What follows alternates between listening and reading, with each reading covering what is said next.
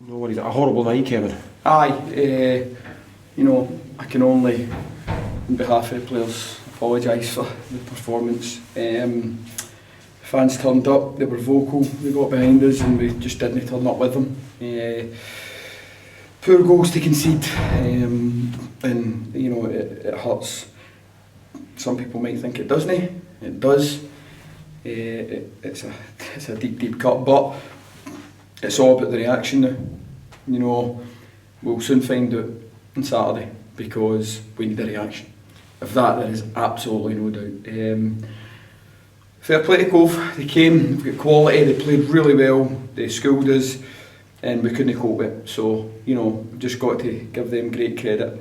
But certainly, that was by far and away the worst night as my manager is still in Albion. 7 changes tonight. Was it too many in hindsight, Kevin? Well, forced. You've got players there struggling. Paul McLean shouldn't have been on the bench. We've got a sports scientist here that gives us information that players are on the brink of breaking down. We've had 4 tough games in 10 days. And listen, this isn't an excuse. Tonight we've just not been good enough. But there's reasons. No excuses. And we'll analyse it. We'll come in on Thursday and we need to go again. As I say, it's all about the reaction now. I can't, after every game, I tend to watch them 2 or 3 times. Don't think I'll be watching that one again. I think looking at the scoreline alone tells you what that was all about. So, listen, you can tell I'm disappointed, but I'm already working on what Saturday's going to be about, and I will be absolutely 100% focused on that. And I hope the boys are in Thursday 100% focused with me in what we're going to bring on Saturday, because what we're going to bring has to be the absolute opposite for what we brought tonight. So that's the challenge to the players now, and as I say, we'll soon find out about character and about what they're all about. So and myself, obviously, because I look at myself first. You've mentioned the changes here.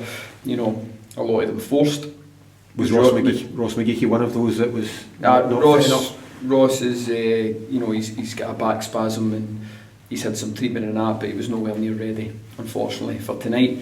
That's why we had to bring Paul onto the bench. Obviously didn't want to get Paul involved that early, but we just needed an older head in there to try and steady the ship.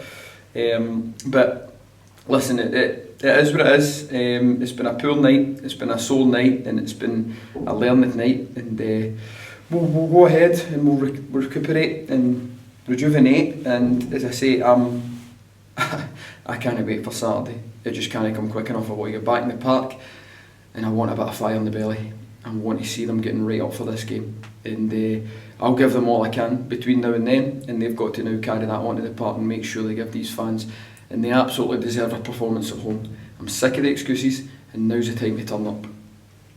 What were you thinking in the first half when it went sort of 3-4-5 at half time? I was thinking it was going to be a difficult night, I'm not going to lie, but within that you never lose hope. I wanted to challenge the players to win the second half. Cove took their foot off the gas, there's no doubt about that. And that's an unconscious thing sometimes with football. They're so far ahead in the first half, they've taken their foot off the gas and they've not pressed on for more goals. The minute we scored, they went up and scored, and it looked like that kind of night. I can only be as honest as I see it. And to be honest, I was glad to hear the final whistle after the first half. I'm embarrassed, I'm hurt, and I'm disappointed.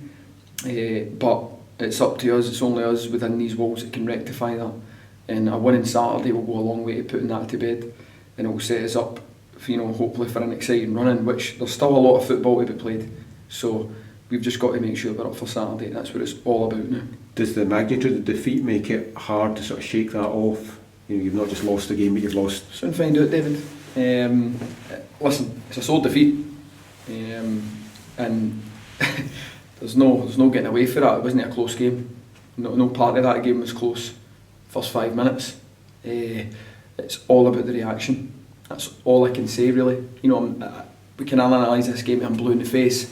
It is what it is. We've taken a beating tonight, and as I say, I apologise for that to the fans. I can assure the fans that players are hurting. They want to rectify that, but they have to show it. It's all right saying the words, It's now about stepping up and actually showing that you want to rectify the result and give these fans something to shout about. And as I say, a winning Saturday sets us up getting into a running, and 2 or 3 weeks from now it could be a totally different picture.